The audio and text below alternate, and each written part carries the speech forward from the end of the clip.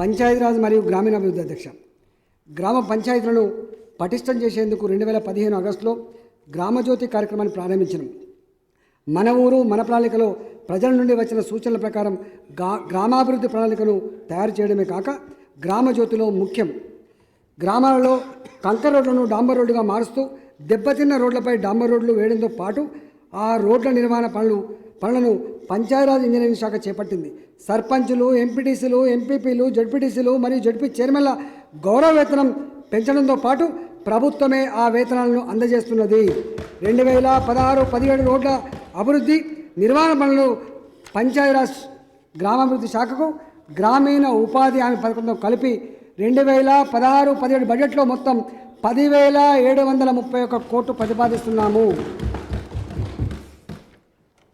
తెలంగాణ రాష్ట్రంలో పట్టణ జనాభా రోజు రోజుకు పెరుగుతున్నది.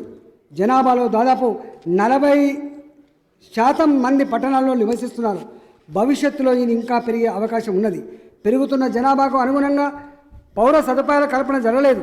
దానివల్ల పలు పట్టణాల్లో కనీస ప్రాథమిక సదుపాయాలు కూడా లేవు. ఇకనైనా మౌలిక వసతులు కల్పించకపోతే పట్టణ ప్రజలకు అవి నివాస యోగ్యాలు కావు. ఈ వాస్తవాలను దృష్టిలో పెట్టుకొని ఖమ్మం, రామగుండం, కరీంనగర్, నిజామాబాద్ కార్పొరేషన్లకు ఒక్కోదానికి సంవత్సరానికి 100 కోట్ల చొప్పున ప్రతిపాదిస్తున్నాము. వరంగల్ మున్సిపల్ కార్పొరేషన్కి 2016-17కు గాను 300 కోట్ల రూపాయలు ప్రతిపాదిస్తున్నాము. వీటితో పాటుగా రాష్ట్రంలోని ఇతర పట్టణాల్లోని మున్సిపాలిటీలకు 2016-17 బడ్జెట్లో రూపాయలు 500 కోట్ల రూపాయలు ప్రతిపాదిస్తున్నాం. మిషన్ భగీరథ కోసం వేసే పైపు లైన్ల ద్వారానే అన్ని నగరాలు, పట్టణాలకు మంచినీరు ఇవ్వాలని నిర్ణయించినాం. ఔటర్ రింగ్ రోడ్ లోపల ఉన్న 190 గ్రామాల్లో కూడా మెట్రో వాటర్ వర్క్స్ ఆధ్వర్యంలోనే మంచినీటి సరఫరా చేయాలని ప్రభుత్వం నిర్ణయించింది. హైదరాబాద్ నగరానికి మంచినీరు సరఫరా చేయడం కోసం ప్రత్యేకంగా డ్రింకింగ్ వాటర్ రిజర్వాయర్ కట్టాలని నిర్ణయించినాం. హైదరాబాద్లో త్వరలోనే మెట్రో రైలు పరుగులు తీస్తుందని చెప్పడానికి సంతోషిస్తున్నాను. మెట్రో రైలు సౌకర్యం రావడం వల్ల కొంతమేర ట్రాఫిక్ సమస్యలు తగ్గే అవకాశం ఉంది. ఇంకా చాలా ప్రాంతాల్లో ట్రాఫిక్ సమస్యలు తీర్చడానికి ప్రభుత్వం స్ట్రాటజిక్ రోడ్ డెవలప్మెంట్ ప్రోగ్రాం అమలు చేస్తున్నది. హైదరాబాద్ మెట్రో వార్షిక చెల్లింపుల కోసం రూపాయలు 200 కోట్లు, హైదరాబాద్ మహానగర మంచినీటి సరఫరా బోర్డుకు 1000 కోట్లు ప్రతిపాదిస్తున్నాం. హైదరాబాద్ మెట్రోపాలిటన్ డెవలప్మెంట్ అథారిటీకి సహాయంగా రూపాయలు 650 కోట్లు ప్రతిపాదిస్తున్నాము. 2016-17 బడ్జెట్లో మున్సిపల్ అడ్మినిస్ట్రేషన్ మరియు పట్టణ అభివృద్ధి శాఖకు రూపాయలు 4,815 కోట్లను ప్రతిపాదిస్తున్నాము.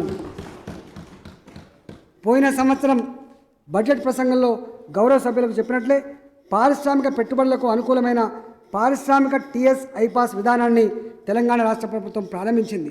కొత్త పారిశ్రామిక విధానాన్ని అనుసరించి పరిశ్రమలు ప్రారంభించేందుకు అవసరమైన అన్ని అనుమతులు సింగిల్ విండో పద్ధతి ఇచ్చే వెసులుబాటును కల్పించినాం. దరఖాస్తు చేసిన నాటి నుండి నిర్దేశిత సమయంలో అనుమతులు పొందే సౌకర్యాన్ని పారిశ్రామికవేత్తలకు కల్పించడం కొత్త పారిశ్రామిక విధానం సత్ఫలితాలను ఇస్తున్నది. అమెజాన్, మైక్రోమాక్స్, ఐటీసీ వంటి బహుళజాతి సంస్థలు, దేశీయ సంస్థలు తెలంగాణ రాష్ట్రంలో తమ యూనిట్లను ఏర్పాటు చేస్తున్నాయి. కొత్త పారిశ్రామిక విధానం అమల్లోకి వచ్చిన నాటి నుండి ఇప్పటి వరకు 1690 యూనిట్లకు అనుమతులు ఇచ్చాం. ఈ పరిశ్రమల ద్వారా రూపాయలు 33,101 కోట్ల పెట్టుబడులను ఆకర్షించడమే కాక 1,20,169 మందికి ఉపాధి అవకాశాలు కల్పిస్తున్నాము. అందులో కేవలం 100 భారీ మధ్యతరహా యూనిట్ల వల్ల రూపాయలు 8,491.66 కోట్ల పెట్టుబడులు రావడంతో పాటు 34,479 మందికి ఉపాధి అవకాశాలు ఉన్నది. అందులో 32 యూనిట్లు ఉత్పత్తి ప్రారంభించగా మరో 8 యూనిట్లు సన్నాహక ఉత్పత్తులు ఉన్నాయి. ఖమ్మం జిల్లాలో మెగా ఫుడ్ పార్క్ ఏర్పాటు చేసేందుకు కేంద్ర ప్రభుత్వం తుది అనుమతులు ఇచ్చిందని సభకు తెలియజేస్తున్నందుకు సంతోషిస్తున్నాను. హైదరాబాద్ నగరంలో ఫార్మాసిటీ, వరంగల్లో టెక్స్టైల్ హబ్బులను ఏర్పాటు చేయనున్నాం. మెదక్లో నిమ్స్ ప్రారంభిస్తున్నాం. పరిశ్రమలకు నిరంతరంగా కరెంటు సరఫరా చేస్తున్నందువల్ల పారిశ్రామిక రంగం గణనీయంగా వృద్ధి చెందుతుందన్న నమ్మకం మాకున్నది. పారిశ్రామిక అభివృద్ధిని ప్రోత్సహించే ఉద్దేశంతో ఈ రంగానికి 2016-17 బడ్జెట్లో 967 కోట్లు ప్రతిపాదిస్తున్నాము. సమాచార సాంకేతిక విజ్ఞానానికి దేశంలో ప్రముఖంగా వినిపించేది తెలంగాణ రాష్ట్రం. మరీ ముఖ్యంగా చెప్పాలంటే హైదరాబాద్ నగరం తెలంగాణలో నమోదైన ఐటీ యూనిట్లు 1300. రాష్ట్రంలో 2014-15లో జరిగిన ఐటీ ఎగుమతులు, ఐటీ సేవల విలువ రూపాయలు 68,258 కోట్లు. మైక్రోసాఫ్ట్, గూగుల్, ఐబిఎం, ఒరాకిల్ వంటి అనేక బహుళ జాతీయ సంస్థలు తెలంగాణలో తమ కార్యాలయాన్ని నడుపుతున్నాయి. దేశీయ ఐటీ దిగ్గజాలు అనదగిన ఇన్ఫోసిస్, విప్రో, టీసీఎస్, టెక్ మహీంద్రా వంటి కంపెనీలు ఎన్నో తెలంగాణలో ఉన్నాయి. హైదరాబాద్ నగరంలో ప్రముఖ ఐటీ దిగ్గజం గూగుల్ సంస్థ వారు రూపాయలు 1000 కోట్ల పెట్టుబడితో తమ క్యాంపస్ను అభివృద్ధి చేయనున్నారు. గూగుల్ సంస్థ అమెరికా బయట, అది హైదరాబాద్లో ఇంత పెద్ద ఎత్తున తమ కార్యకలాపాలను విస్తరించడం విశేషం. అమెజాన్ సంస్థ తమ క్యాంపస్ను హైదరాబాద్లో తెరవనున్నది. పెట్టుబడులకు అనుకూలమైన విధానాన్ని రూపొందించడం వల్ల మనం ఈ ఫలితాలు చూడగలుగుతున్నాం. ఇదే స్ఫూర్తితో మరింత నిర్మాణాత్మకంగా ముందుకు పోవాలన్నది మా ఆలోచన. టీ హబ్ను 2015 నవంబర్లో ప్రారంభించడం ఇది వినూత్నం, విశిష్టం. పబ్లిక్ ప్రైవేట్ భాగస్వామ్యంతో నడిచే సంస్థ ఇది.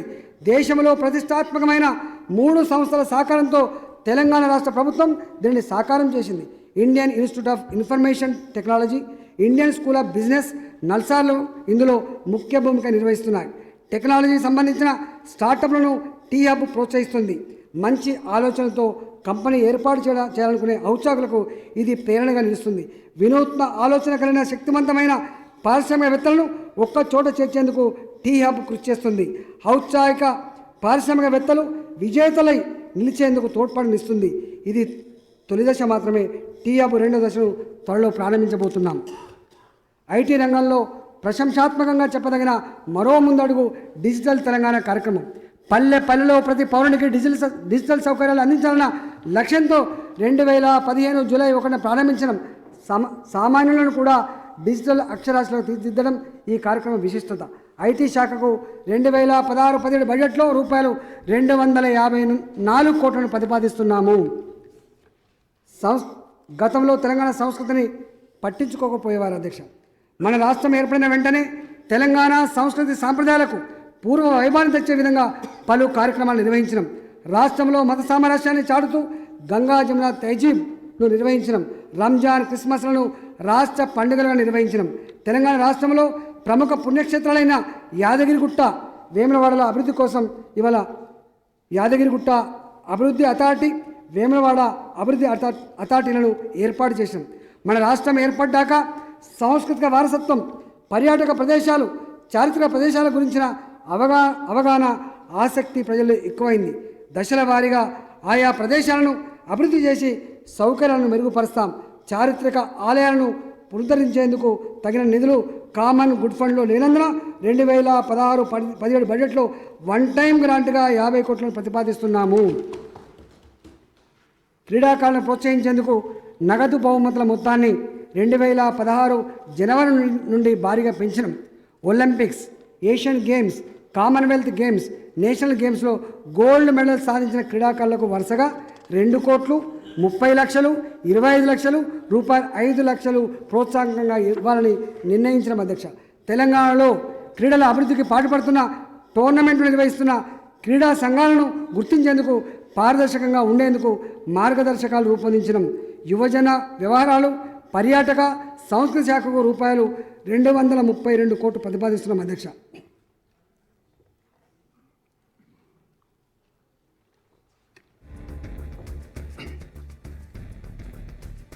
వార్షిక బడ్జెట్ తయారీ అనేది వివరణాత్మక ప్రక్రియ. వివిధ ప్రభుత్వ కార్యక్రమాలకు అయ్యే వ్యయాన్ని దృష్టిలో పెట్టుకొని శ్రద్ధగా కేటాయింపులు చేయాల్సి ఉంటుంది. ఎన్ని జాగ్రత్తలు తీసుకున్నప్పటికీ కొన్ని శాఖల్లో ఆకస్మికంగా వచ్చే అవసరాలు, వాటికి అయ్యే వ్యయాలను మనం ముందు ఊహించలేం. కానీ అవసరమైనప్పుడు తక్షణమే స్పందించి పరిష్కరించాల్సి వస్తుంది. మనకు ఉన్న వనరులకు, వివిధ పద్ధతులకు ముందే కేటాయిస్తున్నాం కాబట్టి అనుకోని అవసరాలు వచ్చినప్పుడు తక్షణమే పరిస్థితిని అర్థం చేసుకొని చక్కదిద్దడానికి కొంచెం ఇబ్బంది అవుతుంది, కొంచెం సమయం కూడా పడుతుంది. ఆ నిధిని ఏ పద్ధతికి కేటాయించక కేవలం అనుకోని అవసరాలు వచ్చినప్పుడు మాత్రమే వినియోగిస్తాం. 2016-17 బడ్జెట్లో ప్రత్యేక అభివృద్ధి నిధికి రూపాయలు 4,675 కోట్లు ప్రతిపాదిస్తున్నాం. 2014-15 సంవత్సరంలో 10 నెలల కాలానికి అకౌంటెంట్ జనరల్ గారు ధృవీకరించిన లెక్కల ప్రకారం రూపాయలు 368.66 కోట్లు రెవెన్యూ మిగులు తేలింది. ద్రవ్యలోటు ఫిజికల్ డెఫిషిట్ 9410.48 కోట్లు. ఇది జిఎస్డిపిలో 1.8%. ద్రవ్యలోటు ఎఫ్ఆర్బిఎం నిర్దేశించిన పరిధిలోనే ఉన్నది. 2014-15 ఆర్థిక సంవత్సరంలో రూపాయలు 62,306 కోట్లు ఖర్చు అయింది. అంచనాల ప్రకారం కేంద్ర ప్రభుత్వ బడ్జెట్ నుంచి మన రాష్ట్రానికి అందాల్సిన నిధులు తగ్గడం, కొత్త రాష్ట్ర సమస్యలు, అధికారుల కేటాయింపులో జరిగిన జాప్యం వంటి కారణాల వల్ల బడ్జెట్ అంచనాలకు తగిన విధంగా వ్యయం చేయలేకపోయాం. సవరించిన అంచనాలు 2015-16 సంవత్సరపు సవరించిన అంచనాలను బట్టి రూపాయలు 1,62 కోట్ల వ్యయం అవుతుందని అంచనా వేశాము. ఇది బడ్జెట్ అంచనాలలో 86%. కేంద్రం నుండి రావాల్సిన ప్రణాళిక నిధులు తగ్గాయి. కోర్టు వాద్యాల కారణంగా భూముల అమ్మకం జరగలేదు. వాణిజ్య పనుల ద్వారా రావాల్సిన బకాయిలు కోర్టు కేసుల కారణంగా వసూలు కాలేదు. ఇవన్నీ రాష్ట్ర ప్రభుత్వం చేతులు లేని అంశాలు. 2015-16 సంవత్సరం సవరించిన అంచనాల ప్రకారం రూపాయలు 60.54 కోట్లు రెవెన్యూ మిగిలి ఉన్నది. రూపాయలు 16,912 కోట్ల ద్రవ్యలోటు ఉంటుందని అంచనా వేశాం. 2015-16 సవరించిన అంచనాల ప్రకారం తెలంగాణ రాష్ట్ర సొంత ఆదాయం రూపాయలు 54,256.71 కోట్లు కాగా 2016-17లో రాష్ట్ర సొంత ఆదాయాన్ని రూపాయలు 72,412.23 కోట్లుగా అంచనా వేస్తున్నాం. కేంద్ర వితరణ కింద వచ్చే నిధులు 2015-16 బడ్జెట్ అంచనాల ప్రకారం రూపాయలు 25,223.49 కోట్లు కాగా 2016-17 బడ్జెట్లో రూపాయలు 28,512.52 కోట్లను కేంద్రం ప్రతిపాదించింది. కేంద్రం నుంచి వచ్చే నిధుల్లో నామమాత్ర పెద్దగా కనిపిస్తున్నది. 2016-17 ఆర్థిక సంవత్సరంలో రూపాయలు 1,30,415.87 కోట్ల వ్యయాన్ని ప్రతిపాదిస్తున్నాము. దీనిలో నాన్ ప్లాన్ బడ్జెట్, దీనిలో ప్రణాళికేతర వ్యయం కింద రూపాయలు 62,785.14 కోట్లు. ప్లాన్ బడ్జెట్ ప్రణాళిక వ్యయం కింద రూపాయలు 67,630.73 కోట్లు ప్రతిపాదిస్తున్నాము. ప్రణాళికేతర వ్యయం కంటే ప్రణాళికా వ్యయం ఎక్కువగా ఉండడం అపూర్వం. ప్రణాళికేతర వ్యయంలో ఎక్కువ రాజీ పడకుండా దీనిని చేసి చూపాం. వనరులను బలోపేతం చేసి వ్యయాన్ని సహేతుకంగా క్రమబద్ధీకరించడం ద్వారా ఇది సాధ్యమైంది. గత సంవత్సరం జిఎస్డిపిని అంచనా వేసేందుకు కేంద్ర ప్రభుత్వం 2011-12 బేస్ ఇయర్గా స్వీకరించింది. కాబట్టి ఎఫ్ఆర్బిఎం చట్ట ప్రకారం 2016-17 సంవత్సరంలో రుణ పరిమితి కొంత పెరగవచ్చునని అంచనా వేస్తున్నాము. 2016-17 సంవత్సరపు బడ్జెట్లో రెవెన్యూ మిగులు 3,718.37 కోట్లు, రెవెన్యూ సర్ప్లస్ 3,718.37 కోట్లు, ఫిజికల్ డెఫిషిట్ ద్రవ్యలోటు రూపాయలు 23,467.29 కోట్లు ఉండగలదని అంచనా వేస్తున్నాం. ఈ ద్రవ్యలోటు మన రాష్ట్ర జిఎస్డిపి స్థూల ఉత్పత్తిలో 3.5% అంచనా వేయడం జరిగింది. సాగునీటి రంగానికి కేటాయించిన నిధులను నిర్మాణ వ్యయంగా పరిగణించడం వల్ల రెవెన్యూ మిగులు అధికంగా అంచనా వేయడం జరిగింది.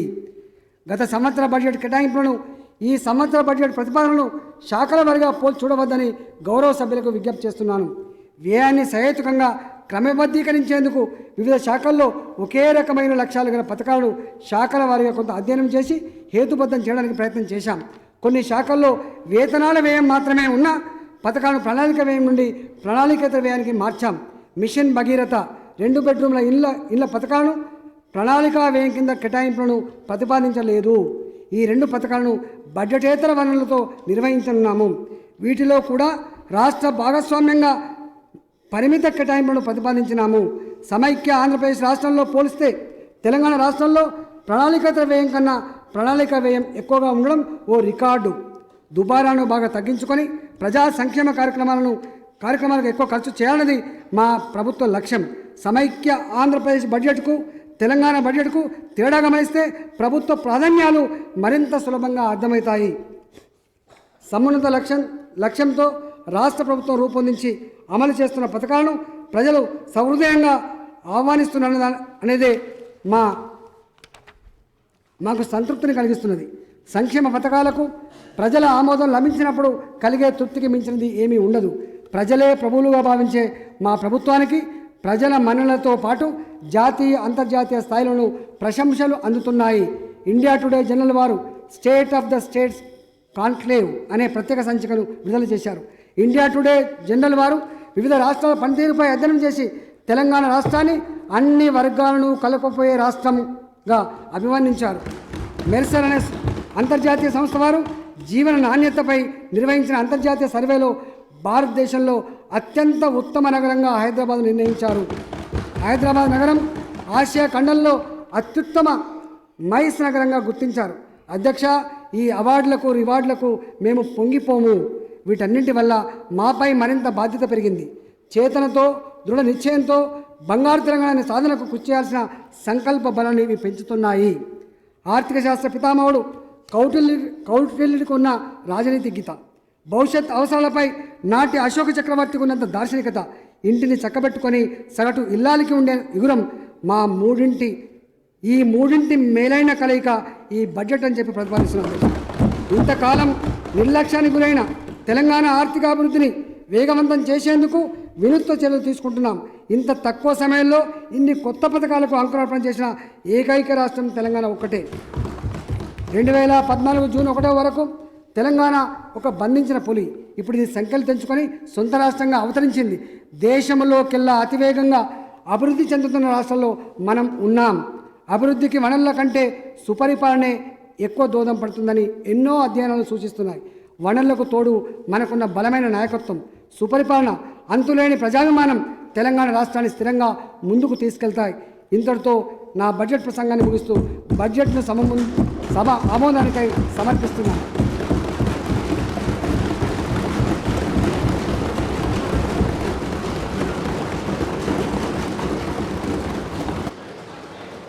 Now the House is adjourned to meet again at 10 a.m. on Wednesday, the 16th March 2016.